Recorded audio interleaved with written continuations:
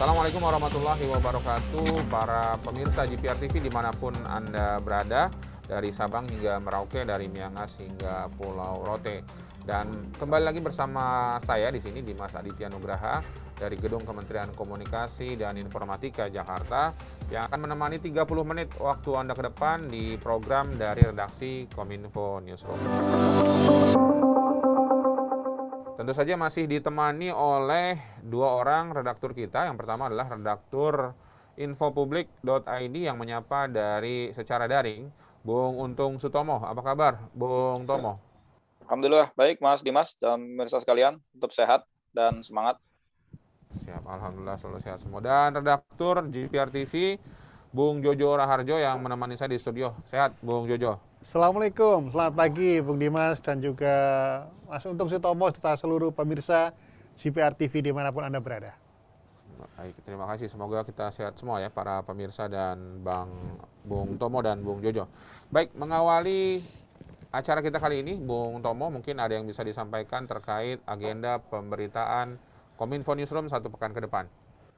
Ya, makasih Mas Dimas dan pemirsa sekalian. Seperti biasa, satu pekan ke depan, Kominfo Newsroom akan banyak mengupdate mengenai program kerja dan kebijakan pemerintah sepanjang satu pekan ke depan ya, yang menjadi prioritas.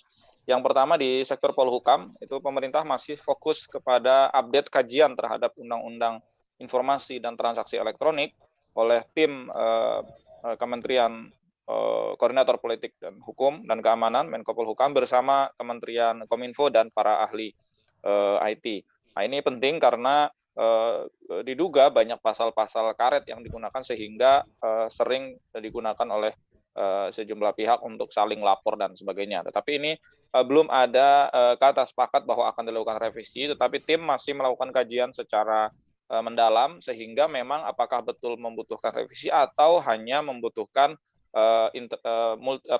interpretasi yang lebih jelas gitu. Jadi ini nanti akan mudah-mudahan tim bisa bekerja lebih cepat dan Kominfo Newsroom akan melakukan update setiap saat ya, setiap hari mengenai kinerja ini karena dilakukan hampir tiap hari nih kajiannya. Bahkan satu pekan lalu itu hampir semua ahli dipanggil, kemudian pelapor dan terlapor bahkan dipanggil. Nah, ini penting guna memastikan bahwa pasal-pasal ini sudah sesuai belum dengan aturan-aturan lain, misalnya undang-undang hukum pidana dan sebagainya, perdata dan sebagainya gitu. Itu untuk sektor Polhukam, Mas Dimas dan pemirsa, masih fokus di satu topik itu.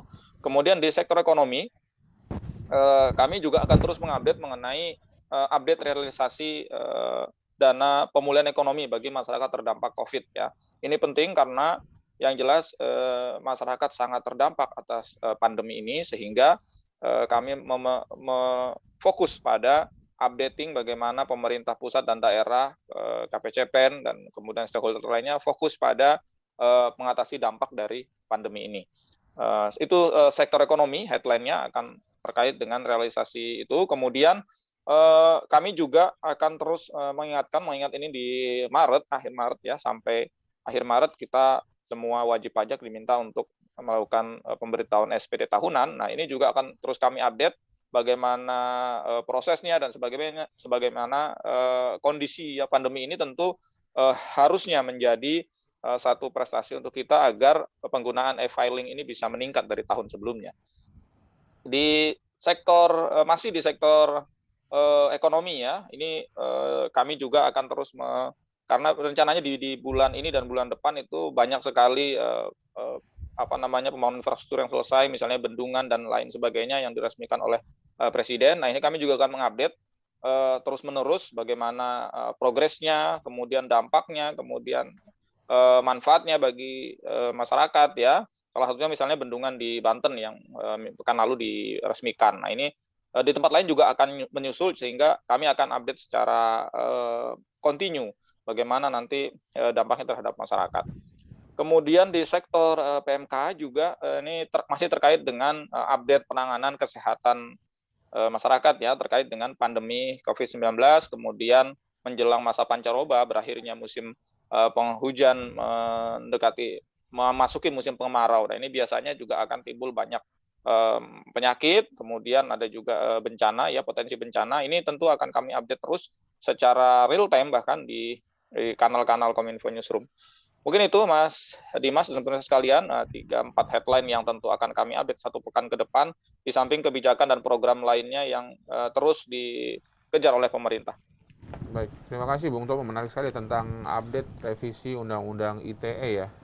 Dan kemudian ada juga tentang pajak, tentang pembayaran pajak di mana sampai akhir Maret ditargetkan sudah bisa memenuhi kewajibannya untuk melaporkan pajaknya. Baik, pemirsa, tayangan Kominfo Newsroom ini dapat Anda saksikan di GPR TV setiap hari Senin pukul 18.30 waktu Indonesia Barat dan siaran ulangnya pada hari Selasa pukul 7 pagi waktu Indonesia Barat. Dan Kominfo Newsroom, informasi terbaru dari Kominfo Newsroom dapat Anda dapatkan di indonesia.go.id, infopublik.id, fmb9.id, dan indonesiabaik.id. Kita akan segera kembali setelah yang satu ini.